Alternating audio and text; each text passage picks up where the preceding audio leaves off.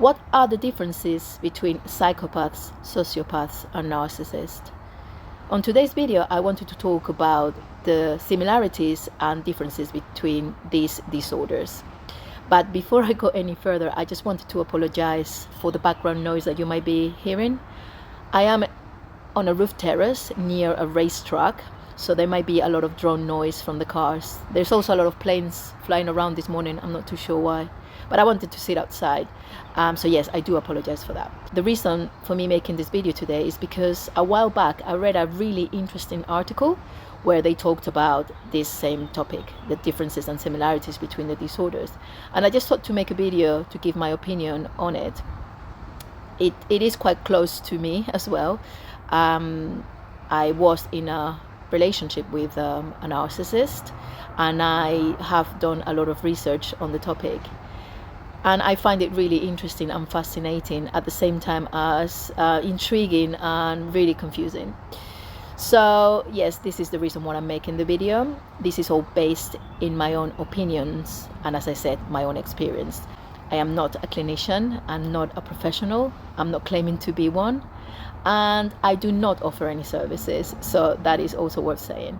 So what are the similarities and differences between these three disorders? To start off, psychopathy and sociopathy are not terms used by professionals. They are both under the antisocial personality disorder spectrum. And narcissism is also a personality disorder.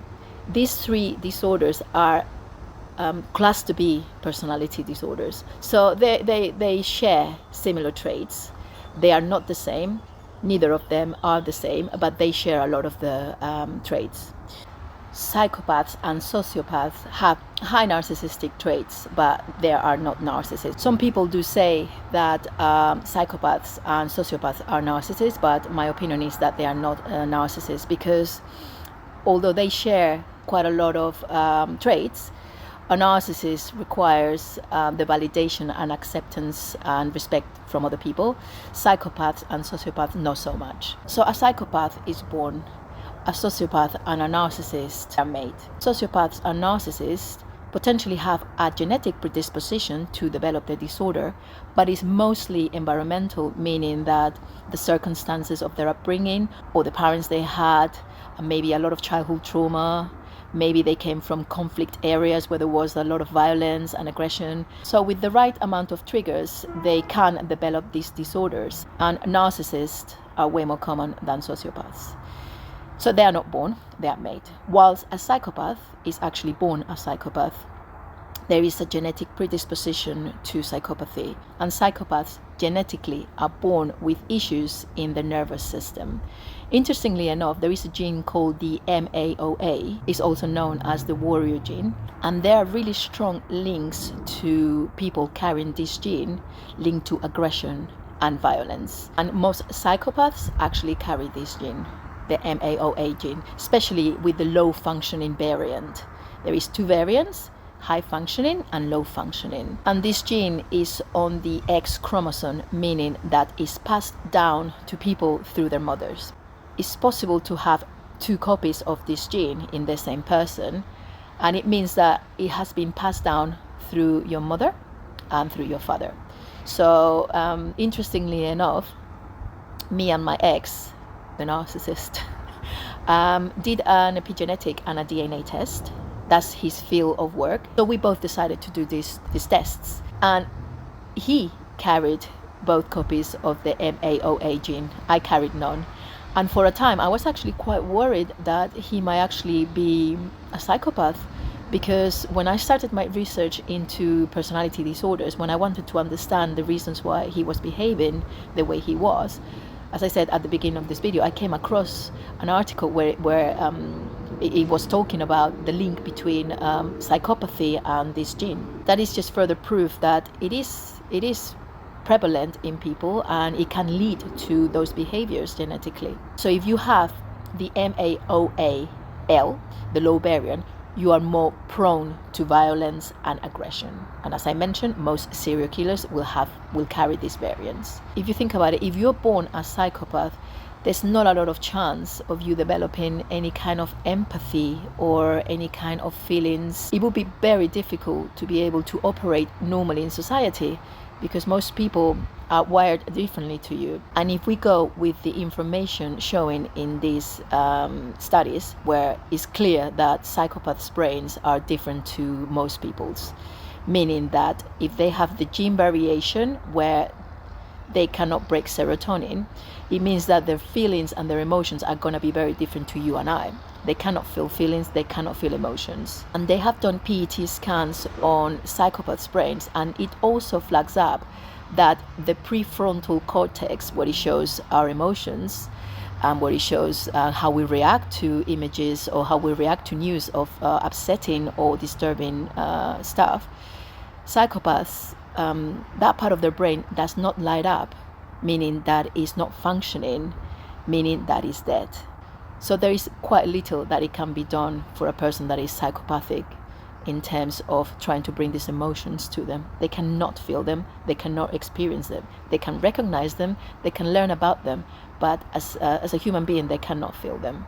So some of the similarities between the three disorders is that they all lack empathy, and they have difficulty regulating their emotions and behaviors. So those are quite similar traits. What is a psychopath? So a psychopath is, as I said before, is a disorder, is an antisocial personality disorder, and is the most dangerous and violent of the three of them. Psychopaths are very manipulating. They are very callous. They show no emotions. They have no conscience.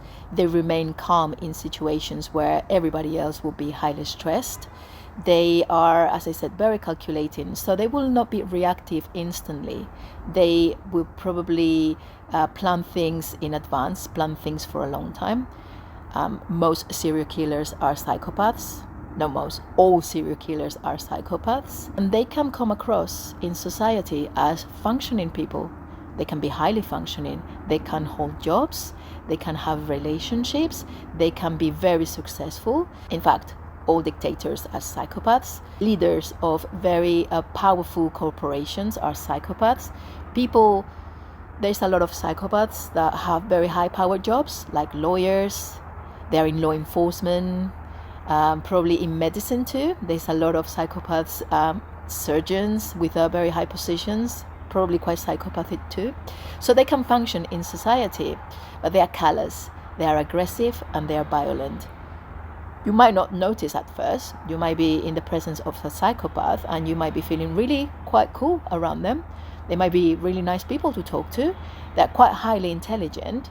But the only way to really find out about their psychopathic traits or psychopathic behaviors is when you endure them, because you experience them yourself. They are not scared of consequences. They have a complete disregard for authority. They cannot feel feelings, so they will not feel upset if they see someone struggling emotionally. In fact, they actually do enjoy seeing people in pain. It makes them react. If they are sadistic and sexually motivated, it will turn them on too if they see someone in pain. That's why so many well-known serial killers inflict pain in their victims, and they actually get a sexual kick out of it, which is quite disturbing. But crying, tears, emotions don't mean anything to them. It's very, very difficult for a psychopath to express emotion and cry.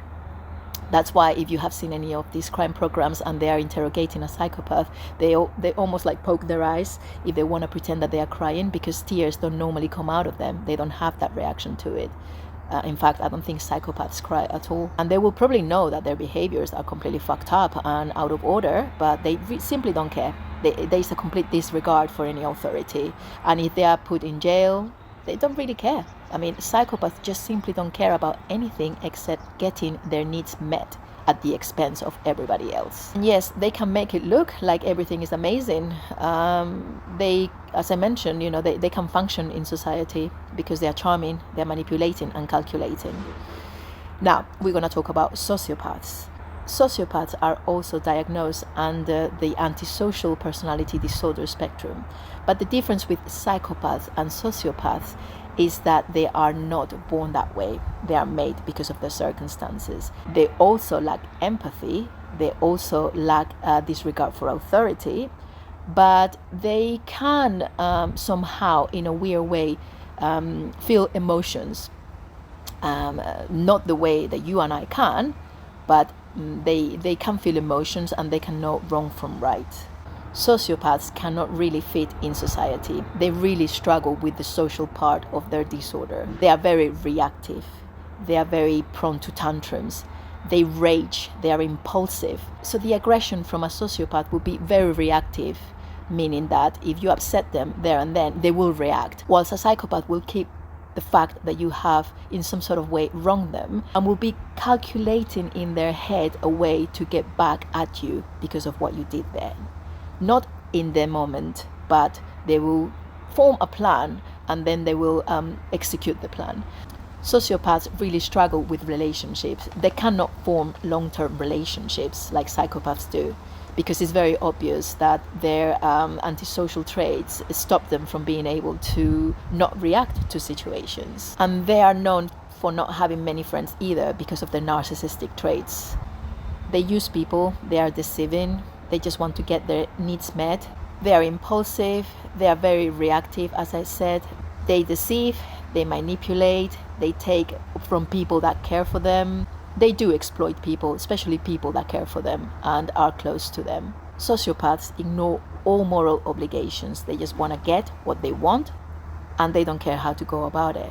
They can feel guilt, as I said earlier, and they can feel emotions, but they disregard them. They just cancel them out. And what is a narcissist?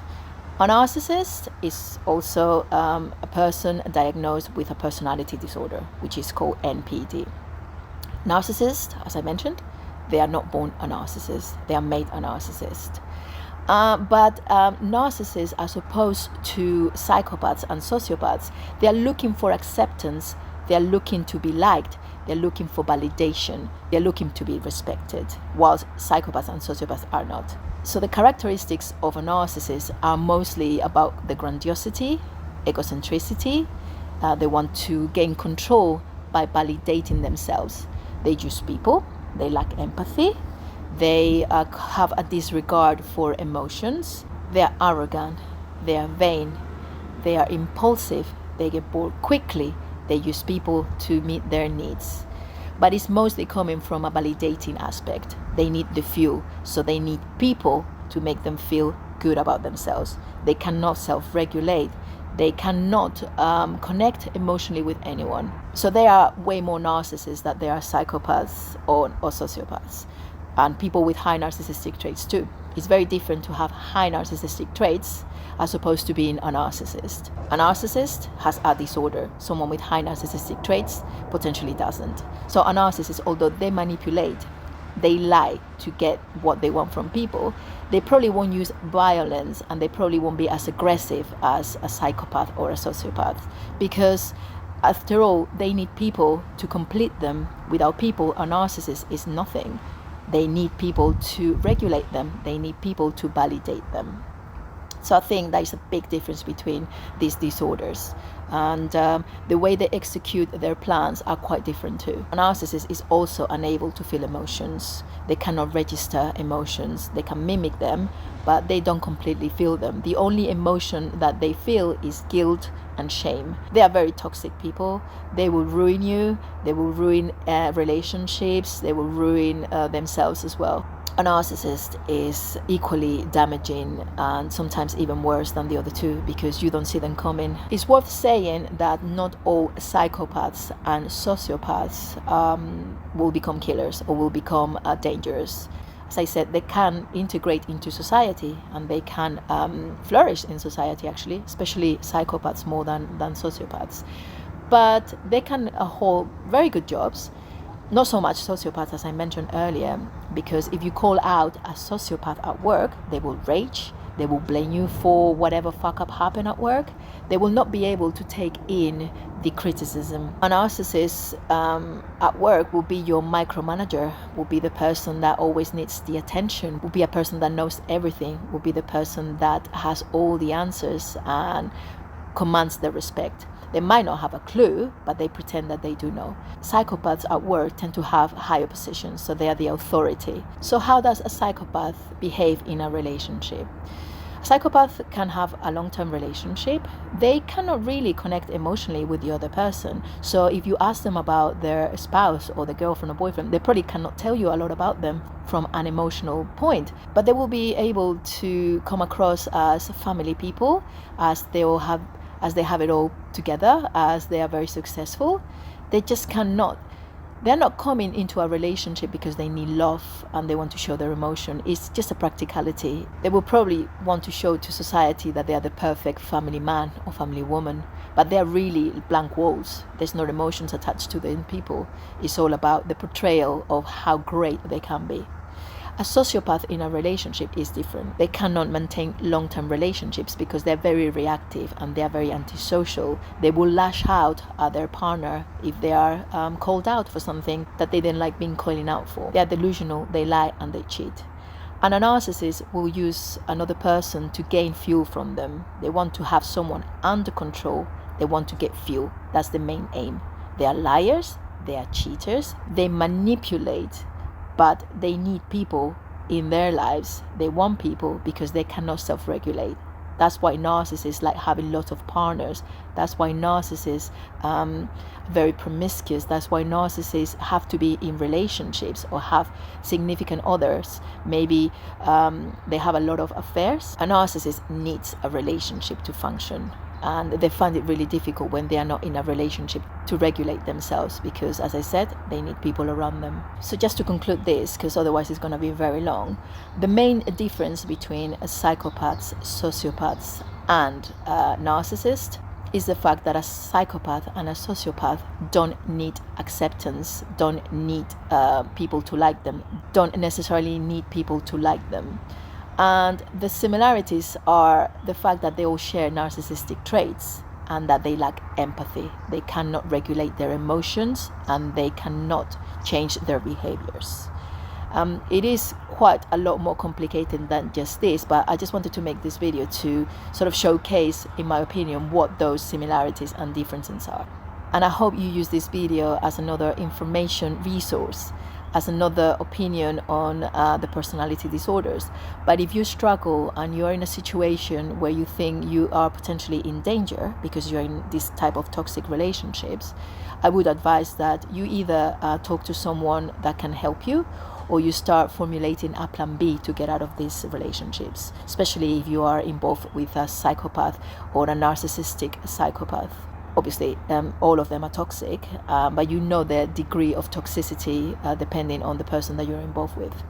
So on that note, I just wanted to say, if you're still here, thank you very much for watching, and I hope to see you again in the next video. And if you like the content, please like and subscribe, and also press the bell to get notified when I put a new video out there. Just wanted to say thank you and see you again very soon. Take care and bye.